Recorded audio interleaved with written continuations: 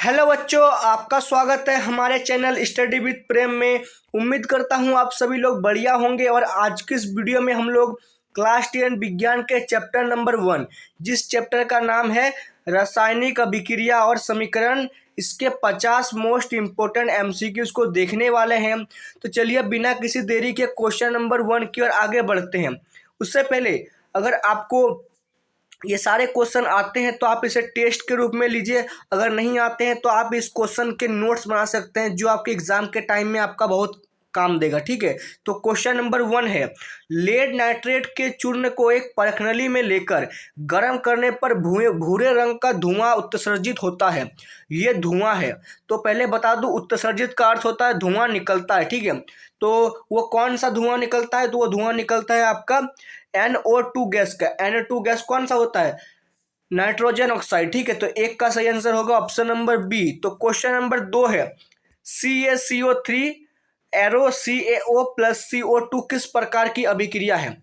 इसको अभिक्रिया को ध्यान से देखें तो आपको पता चलेगा ये अभिक्रिया टूट रहा है। ठीक है, और जो टूटता है उसे हम लोग कहते हैं अपघटन। अपघटन को जो है वियोजन अभिक्रिया भी कहते हैं।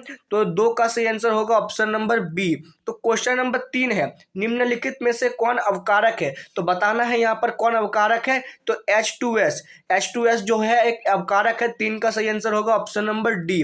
तो क्वेश्चन नंबर 4 है, श्वसन किस प्रकार की रासायनिक अभिक्रिया है? तो श्वसन जो है आपका उपचयन रासायनिक अभिक्रिया। क्यों? क्योंकि श्वसन में जो है आपका ऑक्सीजन की आवश्यकता पड़ती है। अगर ऑक्सीजन नहीं होगा तो हम लोग श्वसन नहीं कर सकेंगे। ठीक है, और जिसमें ऑक्सीजन जुड़ता है तो उसे हम लोग कहते हैं उपचयन कहते हैं। क्या कहते हैं? उपचयन। 4 का सही आंसर होगा ऑप्शन नंबर ए। तो क्वेश्चन नंबर 5 है, शरीर में भोजन का पाचन किस प्रकार की अभिक्रिया है? तो शरीर में भोजन का पाचन जो है आपका ऑक्सीकरण अभिक्रिया है। क्यों? क्योंकि इसमें जो है ऑक्सीजन की जरूरत पड़ती है। तो 5 का सही आंसर लिखिएगा ऑप्शन नंबर बी, ऑक्सीकरण। तो क्वेश्चन नंबर 6 है, निम्नलिखित में से कौन ऑक्सीकारक है? तो यहाँ पर जो है O2 ऑक्सीकारक है। तो 6 का सही आंसर होगा ऑप्शन नंबर डी। तो क्वेश्चन नंबर 7 है, भौतिक परिवर्तन है। तो भौतिक परिवर्तन जो होता है वो अस्थायी परिवर्तन होता है, मतलब ज़्यादा समय के लिए नहीं होता है। क्यों? देखिए, अगर हम लोग पानी से जो है बर्फ़ बनाएंगे, क्या बनाएंगे? बर्फ़। तो बर्फ़ जो है फिर से गल के फिर से पानी बन जाएगा। लेकिन अगर हम लोग दूध से दही बनाएंगे तो दूध से दही जो है फिर से हम लोग दही को दूध नहीं बना सकते। ठीक है, वो क्या होता है? वो होता है रासायनिक परिवर्तन, और वो स्थायी होता है। तो 7 का सही आंसर होगा आपका ऑप्शन नंबर ए। तो क्वेश्चन नंबर 8 है, निम्नांकित में से कौन ऑक्सीकरण क्रिया नहीं है? तो यहाँ पर जो है हम लोग का अवक्षेपण जो है ऑक्सीकरण प्रक्रिया नहीं है, क्योंकि इसमें जो है ऑक्सीजन की जरूरत नहीं पड़ती है। बाकी दहन में, श्वसन में और भोजन का पाचन, इन तीनों कामों में जो है ऑक्सीजन की जरूरत पड़ती है। तो 8 का सही आंसर लिखिएगा आप लोग ऑप्शन नंबर ए, अवक्षेपण। तो क्वेश्चन नंबर 9 है, 2mg प्लस O2, उसके बाद एरो दिया हुआ है 2MgO, किस प्रकार की अभिक्रिया का उदाहरण है? तो ये जो अभिक्रिया है इसे हम लोग कहते हैं संयोजन अभिक्रिया। क्यों?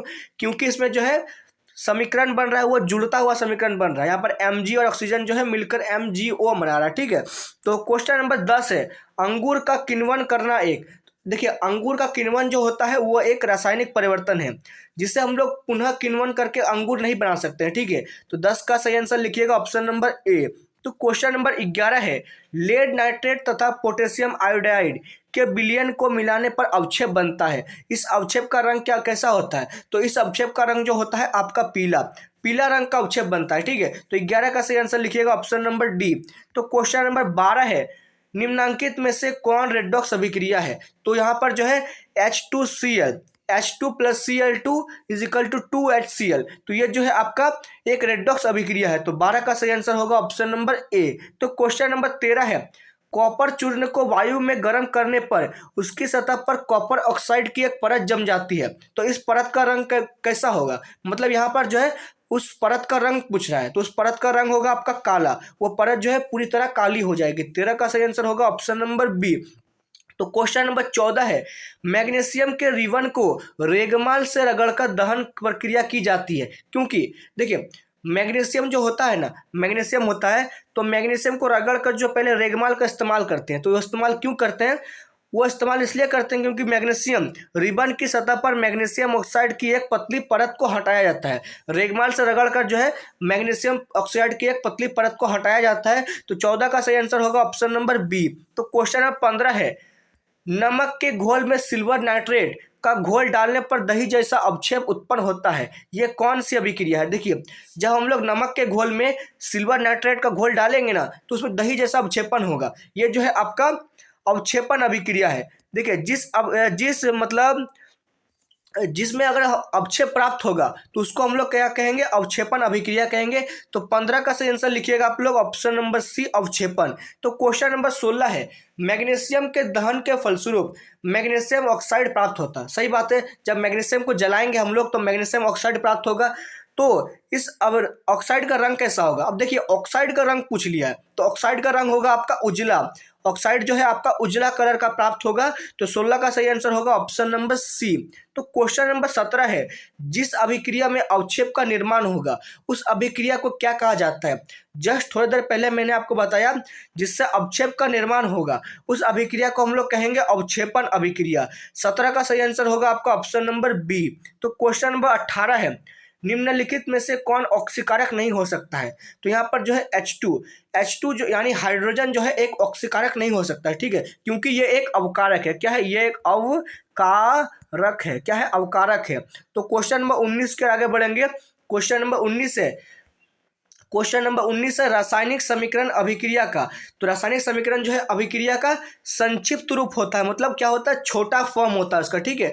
तो 19 का सही आंसर होगा आपका ऑप्शन नंबर ए। तो क्वेश्चन नंबर 20 है, संगमरमर का रासायनिक सूत्र है। तो संगमरमर का रासायनिक सूत्र होता है आपका CaCO3 यानी कि कैल्शियम कार्बोनेट। संगमरमर को जो है कैल्शियम कार्बोनेट भी कहा जाता है। तो 20 का सही आंसर होगा आपका ऑप्शन नंबर बी। 21 नंबर की और आगे बढ़ने से पहले बता दूं, अगर आप इस चैनल पर पहली बार आए हैं तो इस चैनल को सब्सक्राइब कर दीजिए। वीडियो अगर आपको पसंद आ रहा है तो इस वीडियो को लाइक कीजिए और जितना से जितना हो सके इस वीडियो को अपने दोस्तों के साथ शेयर कीजिए। तो चलिए 21 नंबर क्वेश्चन की ओर आगे बढ़ते हैं। तो निम्नलिखित में से कौन ऑक्सीकारक नहीं है? तो यहाँ पर जो है अवक्षेपण जो है ऑक्सीकारक नहीं है, क्योंकि इसमें ऑक्सीजन की जरूरत नहीं पड़ती है। दहन में, श्वसन में, भोजन का पाचन में, इन तीनों कामों में ऑक्सीजन की जरूरत पड़ती है। तो 21 का सही आंसर लिखिएगा आप लोग ऑप्शन नंबर डी, अवक्षेपण। तो क्वेश्चन नंबर 22 है, अगर किसी रासायनिक अभिक्रिया में हाइड्रोजन का अनुपात बढ़ जाए या ऑक्सीजन का अनुपात घट जाए तो ऐसी अभिक्रिया क्या कहलाती है? देखिए, जिसमें हाइड्रोजन का अनुपात बढ़ जाता है और ऑक्सीजन का अनुपात जो है घट जाता है तो इस अभिक्रिया को हम लोग कहेंगे आपका अपचयन अभिक्रिया कहेंगे। क्या कहेंगे? अपचयन अभिक्रिया कहेंगे, जिसमें हाइड्रोजन का अनुपात बढ़ेगा और ऑक्सीजन का अनुपात यानी घटेगा। तो 22 का सही आंसर लिखिएगा आप लोग ऑप्शन नंबर सी, अपचयन अभिक्रिया। तो क्वेश्चन नंबर 23 है, सूर्य के प्रकाश की उपस्थिति में पौधे CO2 और H2O से अपना भोजन ग्लूकोज तैयार करते हैं। यह निम्न में से कौन सी क्रिया है? तो ये जो है आपका प्रकाश रासायनिक अभिक्रिया है। तो 23 का सही आंसर लिखिएगा आप लोग ऑप्शन नंबर डी। तो क्वेश्चन नंबर 24 है, निम्नांकित में से सूर्य प्रकाश अपघटित हो जाता है। तो सूर्य प्रकाश जो है आपका AgBr यानी सिल्वर ब्रोमाइड, AgBr को हम लोग क्या कहते हैं? Silver bromide. सिल्वर ब्रोमाइड जो है सूर्य के प्रकाश में अपघटित हो जाता है, मतलब क्या होता है? टूट जाता है। टूट कर क्या बनता है? Ag यानी सिल्वर और Br यानी ब्रोमाइड बनता है, ठीक है, इसको याद रखिएगा। 24 का सही आंसर होगा आपका ऑप्शन नंबर डी।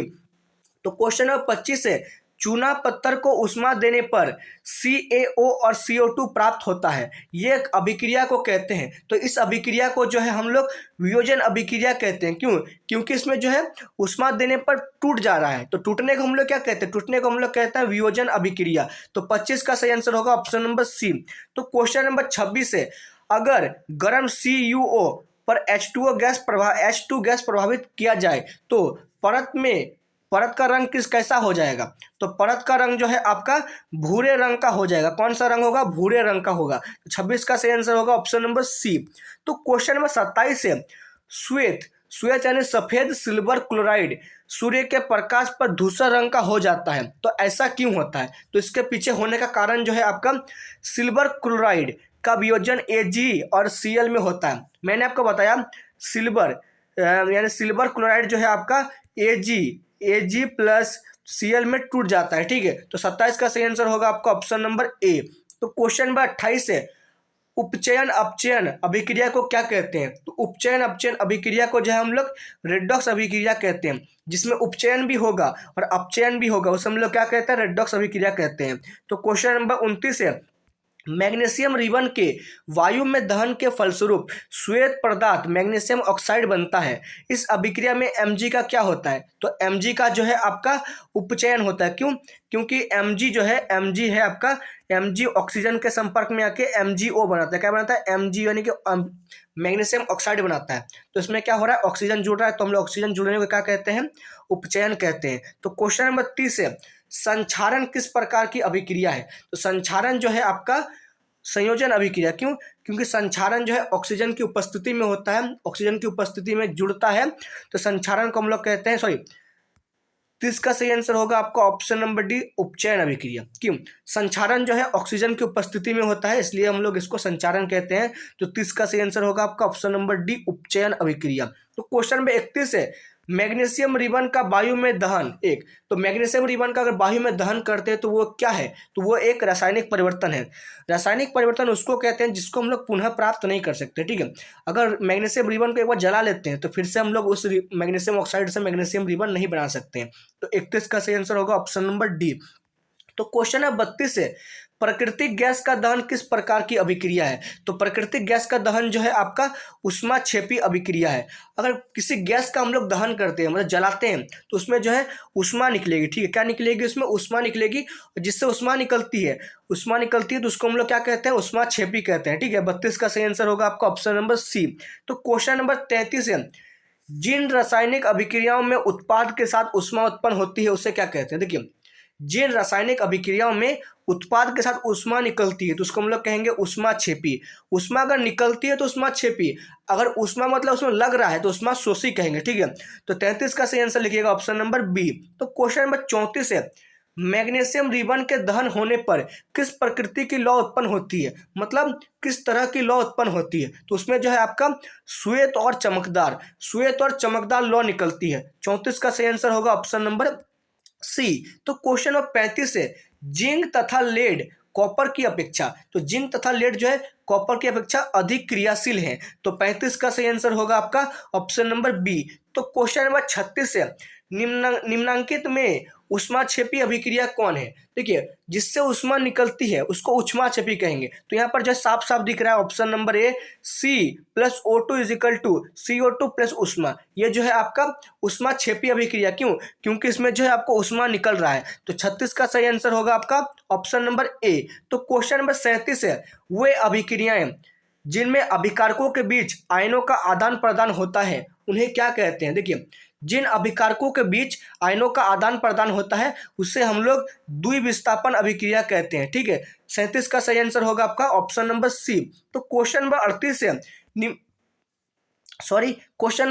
है, निम्नांकित में कौन सी सूचना रासायनिक समीकरण से प्राप्त नहीं होती? देखिए, कौन सी सूचना जो है रासायनिक समीकरण से प्राप्त नहीं होती? तो इसका सही आंसर होगा प्रतिक्रिया का रंग।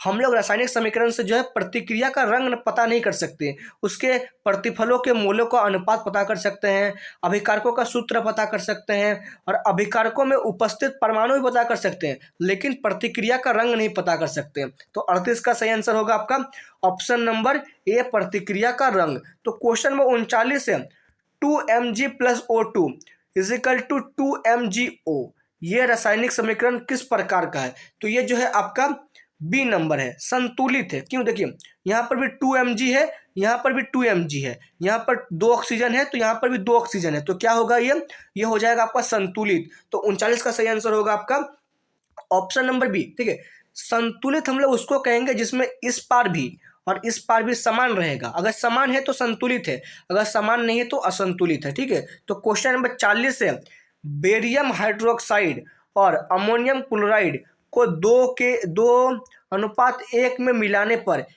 पात्र ठंडा हो जाता है, तो ये किस अभिक्रिया का उदाहरण है? तो ये जो है आपका ऊष्माशोषी अभिक्रिया का उदाहरण है। क्यों? क्योंकि इसमें जो पात्र ठंडा हो रहा है। ठीक है, तो 40 का सही आंसर होगा आपका ऑप्शन नंबर बी।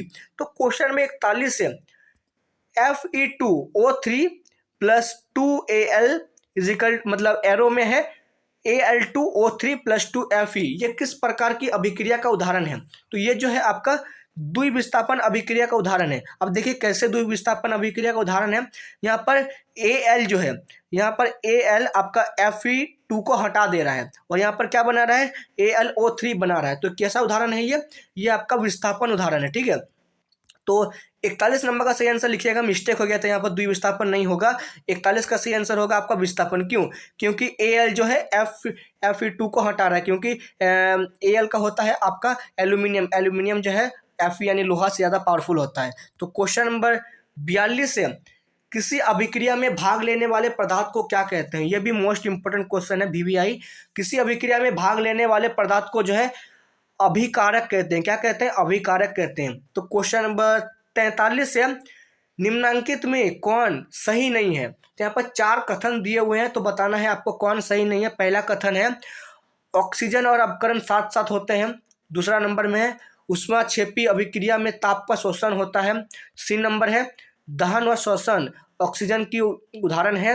और सी नंबर है चिप्स की थैलियों में नाइट्रोजन गैस भरी होती है। तो इसका सही आंसर होगा आपका, कौन सा कथन सही नहीं है? तो सही कथन नहीं है आपका ऑप्शन नंबर बी, ऊष्माक्षेपी अभिक्रिया में ताप का शोषण होता है। बिल्कुल गलत है। क्यों? क्योंकि ऊष्माक्षेपी अभिक्रिया में जो है ताप का निर्माण होता है, ना कि शोषण होता है, ठीक है। तो क्वेश्चन नंबर 44 है, क्वेश्चन नंबर 44 है, अभिक्रिया CuO प्लस H2 एरो में है, CuH2O किसका अपचयन होता है? तो यहाँ पर जो है किसका अपचयन हो रहा है? तो अपचयन हो रहा है आपका CuO का अपचयन हो रहा है। 44 का सही आंसर होगा आपका ऑप्शन नंबर बी। तो क्वेश्चन नंबर 45 है, वो अभिक्रिया जिसमें 2 या 2 से अधिक अभिकारक मिलकर एकल उत्पाद का निर्माण करते हैं, तो उसे क्या कहते हैं? उसे हम लोग कहते हैं संयोजन अभिक्रिया। जब 2 या 2 से अधिक अभिकारक मिलकर, मतलब 2 या 2 से अधिक ऑक्सीकारक मिलकर एकल पदार्थ का निर्माण करेंगे, यानी देखिए A + A = 3A का निर्माण करेंगे, मतलब उसको हम लोग क्या कहेंगे? उसको हम लोग कहेंगे संयोजन अभिक्रिया। तो क्वेश्चन नंबर 46 है, जब अभिकर्मक टूटकर छोटे छोटे उत्पाद उत्पन्न करता है तो उसे क्या कहते हैं? देखिए, जब अभिकर्मक जो है टूटकर छोटे छोटे उत्पाद का मतलब उत्पन्न करता है तो उसे हम लोग कहते हैं वियोजन अभिक्रिया। अगर जुड़ता है तो संयोजन, और अगर टूटता है तो उसे हम लोग कहेंगे वियोजन, ठीक है। तो क्वेश्चन में 47 है, निम्नांकित में कौन सी अभिक्रियाओं के युग्म हमेशा साथ साथ होते हैं? तो आपको बताना है कौन सी अभिक्रिया का युग्म जो है हमेशा साथ साथ होगा। तो इसका सही आंसर होगा आपका ऑप्शन नंबर बी, उदासीनी और विस्थापन। उदासीनी और विस्थापन अभिक्रिया जो है इसका युग्म हमेशा साथ साथ होगा। तो क्वेश्चन नंबर 47 का सही आंसर है आपका ऑप्शन नंबर बी। तो क्वेश्चन नंबर 48 है, नीचे दी गई अभिक्रिया के संबंध में कौन सा कथन असत्य है? तो यहाँ पर जो बताना है आपको कौन सा कथन असत्य है। तो पहला है शीशा अपचयित हो रहा है, दूसरा है कार्बन डाइऑक्साइड उपचयित हो रहा है, तीसरा है कार्बन उपचयित हो रहा है, और चौथा है लेड ऑक्साइड उपचयित हो रहा है। तो इसका सही आंसर मैं बता दूं, इसका सही आंसर होगा आपका ऑप्शन नंबर डी, इनमें सभी जो है ना ये कथन असत्य है, क्योंकि जो है इनमें सभी नहीं हो रहा है, कुछ कुछ अंतर आ रहा है। तो 48 का सही आंसर होगा आपका ऑप्शन नंबर डी, इनमें सभी, ये कथन जो है असत्य है, डी नंबर। तो क्वेश्चन नंबर आपका 39 है, कॉपर सल्फेट के घोल में लोह चूर्ण डालने पर क्या पृथक होता है? अगर देखिए कॉपर सल्फेट के घोल में लोह चूर्ण डाल देंगे तो आपका कॉपर पृथक हो जाएगा, यानी पृथक मतलब होता है अलग, कॉपर अलग हो जाएगा, ठीक है। तो क्वेश्चन नंबर 50 है, SO2 गैस ऑक्सीकारक है अथवा अवकारक? तो SO2 गैस जो है आपका ऑक्सीकारक और अवकारक दोनों है, तो इसलिए इसका सही आंसर होगा आपका ऑप्शन नंबर बी, सॉरी इसका सही आंसर होगा आपका ऑप्शन नंबर सी, ए और बी दोनों। अगर आपको इसमें कोई भी दिक्कत है किसी क्वेश्चन में तो आप कमेंट बॉक्स में जाकर बता सकते हैं कि सर मुझे इस क्वेश्चन में गलत है, मैं आपको ट्राई करूंगा कि आंसर का आपको सही जवाब दे सकूं, ठीक है। तो क्वेश्चन नंबर 51 है, निम्नांकित में कौन सी अभिक्रिया उत्क्रमणीय है? तो यहाँ पर बताना है कौन सी अभिक्रिया उत्पन्न नहीं है। तो N2 + 2H2 एरो में है 2NH3, तो ये जो है आपका उत्क्रमणीय अभिक्रिया है। तो 51 का सही आंसर होगा ऑप्शन नंबर ए। तो क्वेश्चन नंबर 52 है, वैसी रासायनिक अभिक्रियाएं जो प्रकाश के अवशोषण द्वारा घटित होती है क्या कहलाती है? देखिए, जो प्रकाश के अवशोषण द्वारा घटित होती है उसे हम लोग कहते हैं प्रकाश रासायनिक अभिक्रिया। क्या कहा जाता है उसे? प्रकाश रासायनिक अभिक्रिया कहा जाता है। तो 52 का सही आंसर होगा आपका ऑप्शन नंबर सी। तो क्वेश्चन नंबर 53 है, तांबे की वस्तुओं पर हरी परत का जमना क्या कहा जाता है? देखिए, अगर तांबे की वस्तुओं पर हरी रंग का परत जम जाएगा तो उसे हम लोग कहेंगे संक्षारण। क्या हो रहा है? संक्षारण हो रहा है। 53 का सही आंसर होगा आपका option number C. Question number 54 है, दानेदार जस्ता पर तनु H2SO4 डालने पर कौन सी गैस उत्पन्न होती है? देखिए, अगर दानेदार जस्ता पर तनु H2SO4 डाल देंगे तो उसमें जो है आपका हाइड्रोजन गैस निकलेगी। कौन सा गैस निकलेगी? Hydrogen gas. 54 का सही आंसर होगा आपका ऑप्शन नंबर बी। तो क्वेश्चन नंबर 55 है, 3Fe, एस का अर्थ होता है सॉलिड, प्लस 4H2O, एल का मतलब होता है लिक्विड, एरो में है Fe3O4 प्लस 2H2, जी का अर्थ होता है गैस। इस समीकरण में H2 क्या है? H2O क्या है? तो इस समीकरण में जो है H2O आपका ऑक्सीकारक है। क्या है? ऑक्सीकारक है, मतलब ऑक्सीजन है। तो 55 का सही आंसर होगा आपका ऑप्शन नंबर ए। और इसी के साथ आपके कुल 50 क्वेश्चन समाप्त होते हैं। और अगर आपको ये वीडियो पसंद आया तो इस वीडियो को आप लोग क्या कीजिए, लाइक कीजिए और इस चैनल को सब्सक्राइब कीजिए और जितना हो सके इस वीडियो को अपने दोस्तों के साथ शेयर कीजिए। तो मिलते हैं आपके साथ किसी नेक्स्ट चैप्टर के MCQs में। तो जय हिंद, जय भारत और थैंक्स फॉर वॉचिंग।